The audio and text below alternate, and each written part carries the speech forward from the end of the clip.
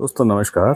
आज हम करेंगे अडेनियम पे बात, क्योंकि हमारे अडेनियम बहुत तेजी से खिलने शुरू हो गए हैं। दोस्तों इस बार हमने प्रूनिंग नहीं की थी, ना हमने रिपोर्टिंग करी है, इसलिए हमारे अडेनियम सारे के सारे धीरे धीरे सभी अपने फूलों को निकालने में लगे हुए हैं।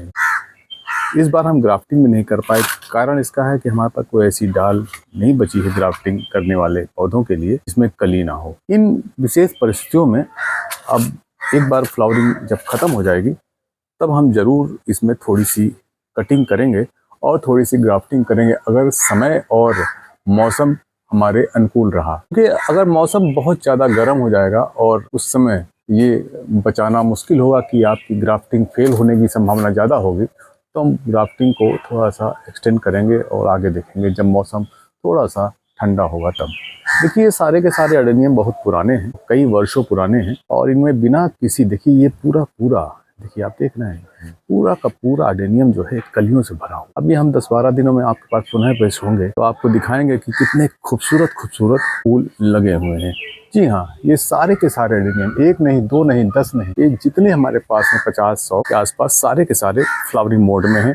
क्योंकि हमने ना इनकी रिपोर्टिंग करी है, ना ये देखिए जो ये वाले हैं हाइब्रिड हैं, यानी जो ग्राफ्टेड हैं, में कलियों से भरे हुए हैं, इसलिए हमारे पास कोई ऐसी डाल नहीं बची है जिसको हम कहीं ग्राफ्ट करें। इसी लालच में, क्योंकि अब कलियां लगी हुई हैं, जो पौधे ग्राफ्ट करने वाले हैं सब में कलियां आ रही हैं। देखिए इसमें भी है, एक कली आ रही है। तो इन परिस्थितियों में अब हम इसकी डालों को नहीं काट सकते हैं। सब में देखिए कलियां भरी हुई हैं, और ये येलो वाला बहुत फ्लावरिंग करता है, इसमें भी देखिए कलियां लगी हुई हैं। तो इन परिस्थितियों में ये हमारे लिए थोड़ा मुश्किल है कि हम इनके फूलों को या ना लें और ग्राफ्ट कर लें। दोस्तों अगर आप सोच रहे होंगे कि हमने इसमें किसी प्रकार की खाद का अभी तक प्रयोग किया है, तो आपके जानकारी के लिए हम ये साझा करना चाहेंगे, हमने इसमें अभी तक किसी प्रकार की खाद का प्रयोग नहीं किया है। इसलिए यहाँ पर कोई जादू नहीं है। अडेनियम एक ऐसा पौधा है जो बहुत कम न्यूट्रिशन पे भी फ्लावरिंग करता है। बस उसको इस समय पानी की बहुत ज़रूरत है। पानी लगातार आपको देना होगा। अगर आपके यहाँ का टेम्परेचर बहुत ज़्यादा है तो आप 2 दिन में एक बार भी दे सकते हैं, और नहीं तो 3 दिन में एक बार दे सकते हैं। तो आप पाएंगे कि आपके अडेनियम बहुत ही खूबसूरती से खिलते रहेंगे। दोस्तों अडेनियम को फ्लावरिंग मोड में लाना कोई कला या चमत्कार या जादू नहीं है। ये बहुत ही आसानी से फ्लावरिंग मोड में आ जाते हैं। जैसे ही गर्मी बढ़ती, यानी कि अडेनियम को सबसे ज़्यादा चाहिए धूप।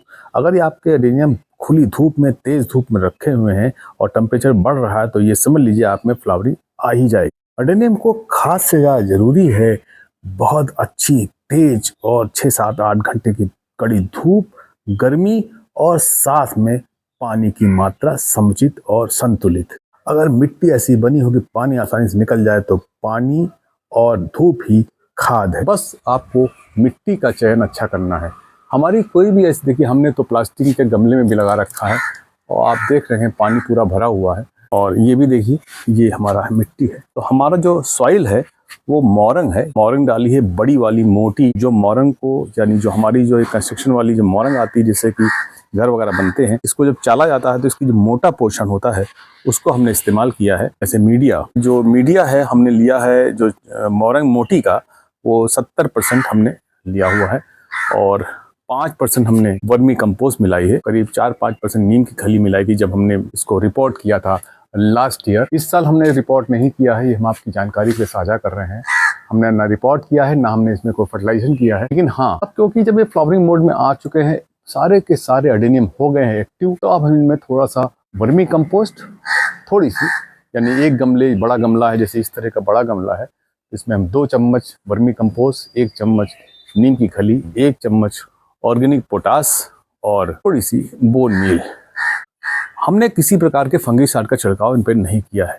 अगर आप पानी का मैनेजमेंट करेंगे, यानी पानी उस समय कम डालें जब ठंड होती है, और आपका मीडिया ऐसा है जो जिसमें पानी बिल्कुल रुकता नहीं है, इन परिस्थितियों में आप पाएंगे कि अडेनियम बिल्कुल पूरी तरह से सुरक्षित रहता है। इस बार कुछ मौसम की देन रही कि बहुत ठंड, एक्सट्रीम ठंड उत्तर भारत के मैदानी इलाकों में नहीं हुई, और ये अडेनियम हमारे सारे बच गए, चाहे वो प्लास्टिक गमले में हो, चाहे वो किसी प्रकार के गमले में हो।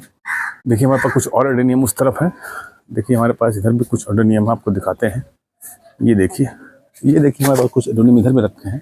ये देखिए कितना बड़ा फ्लावर इसमें आया है। देखना ये भी है, ये है, ये है, ये सब अब फ्लावरिंग मोड में आ रहे हैं।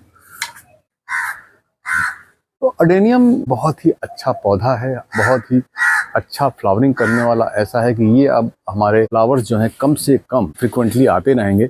देखिए एक बार जब फ्लावरिंग मोड में आता है तो 15, 20, 25 दिन के बाद पुनः इसमें फ्लावरिंग यानी कलियां आ जाती हैं, तो उतना इंतजार करना पड़ता है। उसके बाद धीरे धीरे पूरे साल करीब करीब अक्टूबर नवंबर तक इसमें ऐसे ही फ्लावर खिलते रहेंगे। और आप थोड़ी सी खाद डाल देंगे, ऑर्गेनिक खाद डालनी है तो आप वर्मी कंपोस्ट, नीम की खली, बोन मील और ऑर्गेनिक पोटास का मिक्सचर बनाकर भी आप डाल सकते हैं थोड़ी थोड़ी। और अगर आप केमिकल खाद डालना चाहते हैं 05234 और 0050, 0050 पोटास है और 05234 में फास्फोरस और पोटास का कॉम्बिनेशन है। तो आप इनको दोनों को मिला कर भी आधा चम्मच पर लीटर के हिसाब से दोनों को मिला लेंगे तब भी चल जाएगा। करीब 2 ग्राम पर लीटर समझ लीजिए आपको डालना है। उतना ग्राम पर लीटर आप छिड़काव भी कर सकते हैं और भूमि में भी डाल सकते हैं। केमिकल खादों का हम प्रयोग नहीं करते हैं। और अगर हमें ज़रूरत पड़ेगी, हम देखेंगे कि किसी पौधे में स्टिमुलेट नहीं हो रहा है यानी पोटास कमी दिखाई दे, क्योंकि अगर आप ज़्यादा केमिकल खाद डालेंगे तो अगर फास्फोरस की अधिकता हो जाएगी या पोटास की अधिकता हो जाएगी तब भी पौधे पर थोड़ा दुष्प्रभाव दिखाई देता है। तो इसलिए खाद अगर कम डालेंगे तो अडेनियम में कोई दिक्कत नहीं है, बढ़िया तरह से फ्लावरिंग करेगा। देसी हो या ग्राफ्टेड हो, सबका नेचर एक ही तरह का है और एक ही तरह से फ्लावरिंग करते हैं। देखिए पूरी तरह से सारे ही अब फ्लावरिंग मोड में आ गए हैं। ये देखिए इसमें पानी का बहुत ध्यान रखना है, पानी देते रहना है। अगर हम पानी नहीं देंगे तो पौधों प्रॉपर बिहेव नहीं करेंगे। देखिए हर डाल में कली आई हुई है, इसलिए अब कोई डाल ऐसी बची नहीं जहाँ से हम ग्राफ्ट के लिए डाल खाली करें। अब लालच भी है, अगर डाल काटेंगे तो हमारा एक फ्लावर हमारा मिस हो जाएगा, इसलिए उसको नहीं किया है। तो आप भी इस प्रकार से अडेनियम की केयर कर सकते हैं। बस पॉटिंग मिक्स का ध्यान रखें। पॉटिंग मिक्स ऐसा होना जिसमें पानी आसानी से निकल जाए। 70% जो हमने डाली है इसमें मोरंग मोटी वाली, और उसमें करीब 5% डाली है वर्मी कंपोस्ट और बोन मील और 5% नीम की खली और ऑर्गेनिक पोटास 2 चम्मच। इस प्रकार के पॉटिंग मिक्स में अगर आप डालेंगे तो आप पाएंगे कि बहुत बढ़िया तरह से फ्लावरिंग भी होती, फ्रूटिंग भी होती। ये है अडेनियम का एक छोटा सा अपडेट। हम 10 दिनों बाद पुनः आपसे मिलेंगे जब होंगे इसमें जबरदस्त फ्लावर्स और बहुत तेजी से। देखिए ये इतने खूबसूरत फ्लावर खिलने लगे हैं, जबरदस्त। सभी पौधों में फ्लावरिंग आ गई है और बिना किसी ज़्यादा देखभाल और खाद के। ये है अपडेट। आप जब नेक्स्ट टाइम जब हम इसमें भी थोड़े दिनों में 5-6 दिनों में हम थोड़ा सा पोटास, ऑर्गेनिक पोटास डालेंगे, और अगर हमारी इच्छा हुई तो हम इसमें थोड़ा केमिकल भी डाल सकते हैं। फिलहाल अभी तो ऑर्गेनिक पोटास और थोड़ी सी नीम खली और बोन मील का ही मिश्रण हम इसमें डालेंगे। आपको दिखाएंगे कि आपको 1 हफ्ते या 15 दिन में सारे के सारे जो हमारे अडेनियम हैं ये फूलों से भर जाएंगे। धन्यवाद, नमस्कार।